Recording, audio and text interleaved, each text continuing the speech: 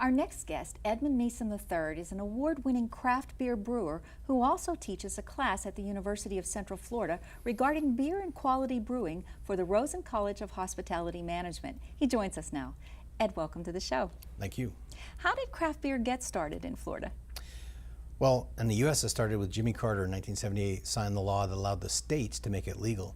It wasn't made legal in Florida until 1989. And when you say legal, that was because back to Prohibition? Correct, yeah. It was made illegal during Prohibition, and it was just never changed until then. Interesting. Now, is there anything unique about Florida? It seems to have taken off this industry very quickly, and it's thriving. Is there anything more about Florida in particular that helps this? Well, Florida is one of the largest states. We have 14 million plus people.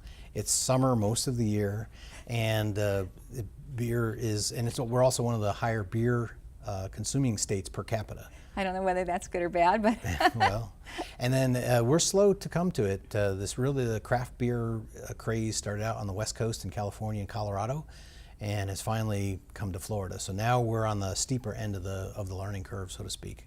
How did you get involved? Well, I was at Rollins College, and we had a course where we went to Germany, and I tasted the beer over there. And when I came back to Florida, you couldn't find it. But I went into a shop that sold good beer, but they also sold homebrew supplies, and they said you could make it. And the very first question I remember asking was, is that legal? And it was. And my undergraduate degree is in chemical engineering, so I took to brewing like a duck to water, so I really enjoy it. Now, you teach a class with quality brewing and fine beer. What are you teaching, and who are your students? I'm very curious. Well, I would say it's mostly front end of the house, not really so much back end of the house, even though we do touch on some of the brewing process. Now, what does that mean? Well, if you think about a brew pub, for example, which is a restaurant that has a brewery, the brewing part, the actual making of the beer, is the back end of the house. The serving, the quality control, the marketing, that kind of stuff is front end of the house. And I teach more of that, and that's what the students learn. Beer is the #1 selling beverage on the planet.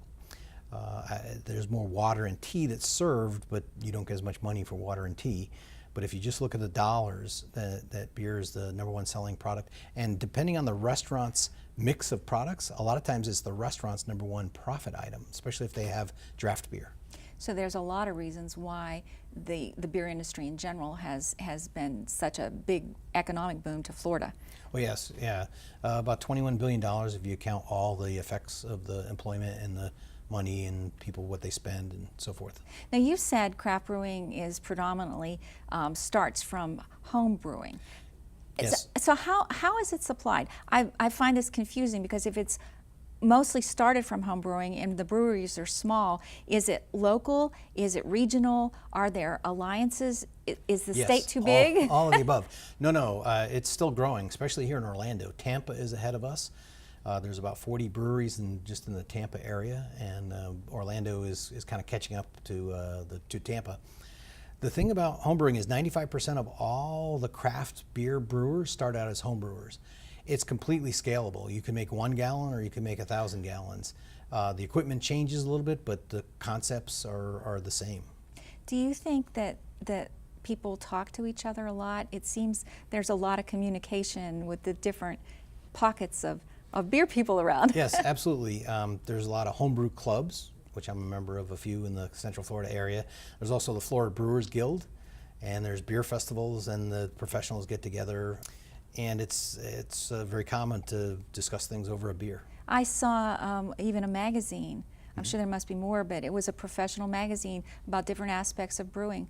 Yeah, the national level, there's Brewers Association. They've got a few magazines. On the homebrew side, there's a magazine called Zymurgy, and Zymurgy is a lot of times the last word in the dictionary, and it means the art and science of making things through fermentation. Now, how about some of the major national brewers, Anheuser-Busch, Heineken, how are they dealing with a changing market? Is it impacting them? Oh yeah, craft beer business is the fastest growing. Different breweries, the big breweries are taking different tactics. Some are just buying out other people. Anheuser-Busch was bought out by InBev. They also bought out some other breweries. Some breweries get in partnership with smaller breweries. Some develop it in-house and just make their own. With Anheuser-Busch, they have the Michelob series, so they make their own craft beer. So there's an element even with the national that they're taking craft beer. I was very surprised when I was reading that beer in general in Florida for 2016 was a $21 billion industry. That's huge. Now you just said that craft beer is on the rise, and how much can you even give a ballpark? What's the economic impact here? Like, you know, even 20% of that is craft beer, would you say? Probably about 12% right now, but but that's growing. It's growing very much. And when you're talking about the home brewing aspect, the smaller breweries, is there a job market, a growing job market? Are the jobs significant that are coming along? What kind of jobs? I mean, you do this, you're teaching, but this is sort of a different aspect for you. Well, I know a number of people have gone through my class that now work in the industry in different ways. A lot of them work in marketing and sales because they understand the product. Some of them actually work in the brewing process as well.